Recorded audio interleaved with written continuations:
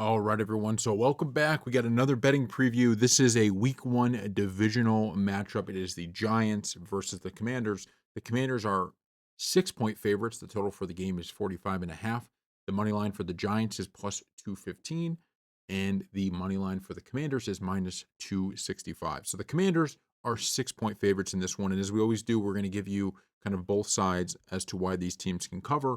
We will start with the New York Football Giants. So the Giants last year, obviously things have not gone all too great since making the playoffs just a few years ago. And with the whole Saquon situation, it was just a down year. It was a bad year, to put it mildly. However, I think it's important to look back at those games that the Giants and the Commanders played last year. And the Giants, even in the form they were last year, played this Commanders team tough. In fact, in one of those games, if their kicker hadn't gotten injured, they probably would have won that. Almost certainly, actually, would have won that game, and also a Malik Neighbors drop. So the point I'm making is that when we look at a 6 point spread in a game like this, knowing how bad the Giants were last year, it's tough for me to see the justification of, yeah, well, the Commanders, they're really good now, so 6 points is worth it, when even in the Giants form last year, okay, this was a team that played the Commanders tough. On top of that, I think the Giants have much improved. First off, their offensive line is healthy, which back to last year was actually playing decently well last year when they were healthy. That Giants O line is back to healthy. They're going to look a little bit better than they did at the end of last year when they weren't so healthy. The Giants continued to add to that defensive line and added to the secondary. This means that there is going to be a better pass rush this year against the Commanders and better ability to defend downfield.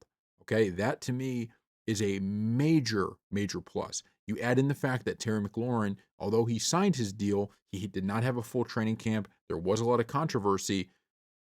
Feels like a spot where this Giants defense can make some issues for the Commanders. Going over to the offensive end, we don't know how good Cam Scatterboo is going to be, the rookie running back, although there is a lot of hype with him. But what we do know is that the QB play should be better at the very least than it was last year. Now, anybody that has listened to any of our other channels where I do talk, and we'll put in the link below, our full sports channel where we do news and stuff like that. I was a big fan of Daniel Jones in the sense I thought there was an unfair kind of criticism of him.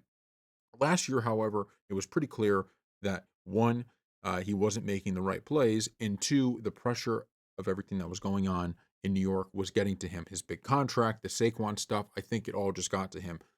Russell Wilson, even if he's not a great quarterback this year, will give the Giants a better chance than Daniel Jones did last year, just based off the fact that Russell Wilson is not scared to throw the ball deep. That is crucial, right? That is crucial. The New York Giants offense has really struggled to get big plays under Daniel Jones. That, even the year they made the playoffs, it was a team that was, okay, leaning on a defense, but also that of marching themselves down the field and using Daniel Jones's legs to make plays. With Russell Wilson, you're going to see more of a threat on that deep ball, which is going to either unlock Malik Neighbors to kind of make huge, huge plays, or make defenses have to play that. And now you're going to see a running game in the offense. The past few years has looked like it was stuck in the mud. Everything felt like, first down's 10 yards, but it felt like the Giants had to get 30 yards. I mean, it just did not look good. Russell Wilson, even if, he's not who he used to be, will be better for this Giants offense. And, because obviously we're just talking about one game. So all of those things put together, and then you add in the Jaden Daniels potential sophomore slump, I think that's the case for the New York Football Giants. Now, moving over to the case for the Commanders covering. A lot of the things I just said are all well and true, but at the end of the day, the Giants are going to have to showcase it on the field. Last year, okay, going into that Vikings game, I was one of the biggest proponents of, I think this is a really good spot for the Giants. I think the Vikings are not going to be as good. Everybody was kind of thinking that because they're like, all right, we get Daniel Jones back. You need this season. And the Giants just got absolutely obliterated by a Vikings team that was much better than anybody anticipated last season, right? That Vikings team went on to win a ton of games and was much better. So, in retrospect, getting blown out that bad doesn't look quite as bad, but it doesn't change the fact that they did not show up to play and they were destroyed. This Commanders team has more than enough of an ability to do that. Okay. And just based off the fact you did add somebody by the name of Debo Samuel. And I really think the Commanders' season, and I'm going to put it even on this first game, their ability to cover is going to come down to what version of Debo Samuel do we see. Because Terry McLaurin, especially in this game, but even throughout the year, every time we see a receiver or any kind of offensive player, especially, but it goes for defensive players too, kind of sit out and have these contract disputes, it just takes a little while for them to get into the swing of things. So a lot's going to rest on Debo. Okay. And if Debo can come out and just be a weapon for Jaden Daniels, if he could be who we saw in San Francisco, the Giants defense is going to have a lot of problems dealing with him. If Jaden Daniels starts off this season hot, if Jaden Daniels doesn't suffer from that sophomore slump that CJ Stroud went through and so many quarterbacks do, then look, the Commanders can put a beating on the Giants just like the Vikings put a beating on the Giants last year. So those are kind of, in my opinion, both sides of it. All right, now let's go down and let's look at kind of these touchdown numbers and some of these TD score props, and then we're going to give our pick at the end of the video. So starting with Terry McLaurin, like I said, I am just not going to be very high on Terry McLaurin in this game. I just once again could he have a great game? Sure. I just feel like I've seen this movie, I've read this book. It's going to take a while for him to get back up to speed. This is why I'm always so kind of like, listen, guys, get these deals done. Not even from just a player perspective, but also the um, organization perspective, because this was a team, the Commanders, that had so much momentum after last season, and I really think the Terry McLaurin stuff really did some damage. Right, really kind of kneecapped. The next one is Tyrone Tracy Jr. Not a fan of this bet either. Look, Tyrone Tracy is the starting running back, but this guy right here, Cam Scatterboo, he's somebody that may get a lot of touches, and he may get touches in the red zone. You also, Tyrone Tracy had a fumble problem last year. If he fumbles in this game, you might see Dayball with the quick hook to say, look, at least for this game, you're getting a lot less touches. So at plus 130, at plus 160, I just can't get down with either of these two.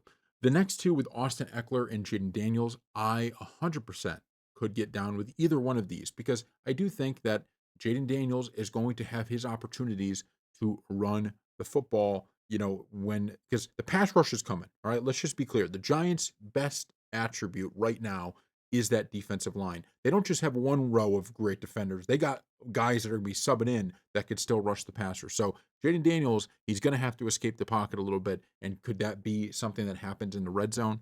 100% something that could happen in the red zone. And Austin Eckler, I mean, his ability not just to run the football, but to catch the football. Once again, if you're bringing that pass rush, could you hit a little screen pass? Can you hit some dump downs? I don't hate either of these. The odds aren't great, but still the plus 170. Malik Neighbors, I do like that. I think Malik Neighbors, look, the defense may be keying in on him, but this is a guy who the Giants need this season. He got his rookie year out of the way. He had some drops last year, but if the Giants are going to be successful, they need not just catches from Malik Neighbors, but big plays. You can't in the NFL always have 15 play drives. It just doesn't work out that way. Yes, you need them in certain spots to run out the clock, but you're not going to win many football games if the only way you score is by 15 play drives to get down the field and put in a touchdown. You need some of those big plays, and Malik Neighbors, I think, can certainly deliver it. Debo Samuel, I don't hate this one either because just bottom line, they're going to need him in this game. Terry McLaurin, as we've said, is not going to be at his peak potential. So I think Debo is going to be the guy that, especially the Giants are really like, look, we're going to you're not getting McLaurin, right? We are going to shut him down. Debo's the type, slant across the field, a little dump down, something out of the backfield. He can be a guy that can deliver. I'll be honest, between these three, I mean, Ertz, I wouldn't hate just because, tight ends can do their thing, but I'm kind of at a place where I don't know about these three. Scatterboo, I almost like more than Tracy, mainly because we're starting to get into a situation. And I could Korsky more, Korsky, Krosky Merritt, I can actually throw into the Scatterboo boat as well because both of these guys are rookies that can see some running time here and even in that red zone, right? Eckler's only plus 170. We're getting two rookies here at plus 300. So if you're really thinking that there's going to be some rushing touchdowns, I don't hate flyers on any of those. Noah Brown, another tight end. Like I said, don't really have too much of a take on that. It's just one of those things you got to get lucky. Theo Johnson, on the other hand, I do think there is a little bit of potential for a Giants tight end because the Giants, you know, they're going to need all of these offensive weapons. Look, the Commanders are stacked on the offensive end. They have weapons. They have Eckler. They have McLaurin, even if he's been out, due to the contract situation, and they have Debo. Okay, the Giants, they have Malik Neighbors, Tyrone Tracy Jr. looked good last year. Cam Scatterboo, people are really high on him. Wandale Robinson can have his moments. Slayton is a veteran, but they're not the names that the Commanders have. Now, can they perform and kind of come onto the scene this year? Tyrone Tracy or Scatterboo, can Neighbors make a case of he's one of the best receivers in the league? Sure, but those are unknowns. Theo Johnson, he's a guy that I could see getting a red zone touch, right? Because Dayball might be looking to find him in the red zone, right? It might be one of those plays of, look, they're going to be looking at the running game, they're going to be looking at Neighbors, and then we slide one in to Theo Johnson. Or, I mean, the Giants have a really stacked tight end room, actually. So any of the tight ends, I could see that happening. Jalen Lane, don't have a ton of things to say on him. Slayton and Wandale, I'm just going to put him in the same boat as like Noah Brown in the sense of, yeah, it could happen. And you're getting pretty good odds. It's just so tough. So tough to kind of judge if that's going to happen. Both of these defenses, I would lean towards more the Giants defense, I would say, than the Commanders defense in terms of the potential to score a touchdown, just because the Giants, I think if the Giants don't look good offensively, it's going to be because Russell Wilson isn't taking those shots and isn't giving his receivers a chance and is playing a little too cautious. The Giants, on the other hand, I do think there's a potential. Do you get a fumble? Do you get some kind of pick six because they're bringing that pass rush? So I wouldn't tell you to bet it, but at the end of the day, it certainly could happen. But I would lean to the Giants on this one. As we go down here, we'll keep going. Look, Russell Wilson, could he run one in? Certainly, but definitely not likely. Devin Singletary is very interesting, and here's why.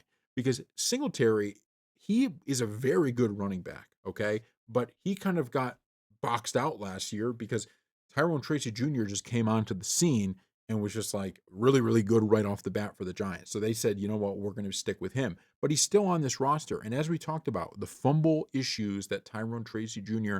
has had, if he fumbles in this game, you might see Dayball go, you're on the bench for a little while. And if that's the case, and you have now Cam Scatterboo and Devin Singletary, if those are the two that are getting most of the carries at any point in this game, at plus 750, there's a real chance that he could potentially see, a touchdown. Now, once again, I wouldn't tell you to go ahead and bet it, but if you're thinking in that way, there's not many running backs with the talent of Singletary that are going to have a plus 750, right? Bottom line, there's not many. Jalen Hyatt, I think, is another really interesting one because Hyatt is a guy who is in a must prove it year. Okay. He was drafted out of Tennessee. A lot of people said this kid can get those deep balls, right? He's not one of those guys that's going to be your every, let's get him 30 receptions, a game. I know that's being hyperbolic and way over what anybody would get, but I should say 8-10 receptions a game. This is a guy that you're looking to bust those big plays. And Russell Wilson is going to have to do this for this Giants offense. They just can't look like they did last year, where it was, the year the Giants made the playoffs, like I said, it was really Brian Daboll scheming this offense, to just being passable enough to make the playoffs and win a playoff game. This year, they're going to try to look a little bit different, and Hyatt could be the beneficiary of this. If everybody's focused on Neighbors and Hyatt gets a deep ball, that plus 850, I don't hate a flyer on that one either. Okay, the pass yards. Look, I would stay away from these just because we have no clue what we're going to see from these teams. Look, could this game somehow turn into some shootout and it's like the Giants' weapons and the Commanders' weapons are battling back and forth? Sure, but this is not the style of game that I think the Giants are going to want to play. And if the Giants don't want to play that game, and you have that defense that they've much improved, the Commanders are probably not going to. I mean, look, could he throw for more than 230 yards? Sure. I just don't know if this is going to be a high scoring game in the division. Same with pass TDs. The problem here is you have pass TDs. If you just hand one off, if you just run one in, well, now we're starting to lose our ability with this. Receiving yards is a little bit more interesting, right? Because what we're talking about here, you look at someone like Debo. If Terry McLaurin is going to take a major step back this or in this first game, then maybe you think Debo picks up some of the slack, right? If you think Neighbors is going to be the kind of go-to receiver for Russell Wilson, then maybe you look at that 80-yard total. If Tyrone Tracy, is he going to get some dump downs? There's a potential. Darius Slayton, look, Slayton's a veteran. Look at that number we had last year, 35.8. You can get him at minus 124 on 25 plus. And if you think he's going to have a bigger game, we got him at 183. So, even Eckler's a guy that can catch the ball. So, you can kind of take your pick with who you think is going to go off in this game. Obviously the touchdowns and the pass yards might not stick, but there is a lot here that could potentially stick. Receptions, once again, I mean, Debo, is he going to get a lot of little looks? Eckler, can he get a lot of dump down looks? Tyrone Tracy, will he get a lot of dump down looks? I don't hate kind of finding and, kind of filling out the game, thinking about it and potentially putting on all of these. You just have to know, or not all of these at once, but, potentially going on any of them. You just have to kind of think, what type of game are we going to see? And just kind of have a realization that you're really picking one or two guys here in a defensive game that could potentially have this happen, right? So you don't want to go too crazy, but like Eckler 4+, if the Giants pass rush is coming like crazy and Jaden Daniels is trying to get the ball out quick and has to kind of do dump down screen passes, 4 is not a crazy number when he was averaging 3 last year. Rush yards, once again, I don't hate really any of this. You just have to pick your spots, and that's why I usually stay away from props. And I think that's it for all the prop bets we have to look at. So we can get into the play that I will be doing, and it's very simple. I will be going with the Giants +6 in this instance. I just can't see, after seeing what I saw last year when these two teams went head to head, 6-point favorite. I understand the Commanders at home, but I think the Giants got significantly better. I think the Commanders' momentum has stalled a little bit. And look, Debo's a great player. They have gotten better as well. I just don't think that 6 points I think we're going to see a field goal game either way here, right? A field goal game either way. Divisional matchup, that's what I'm expecting. So, as we always say, no profit is guaranteed. Put in the comment section below what you are betting, and thank you all for watching.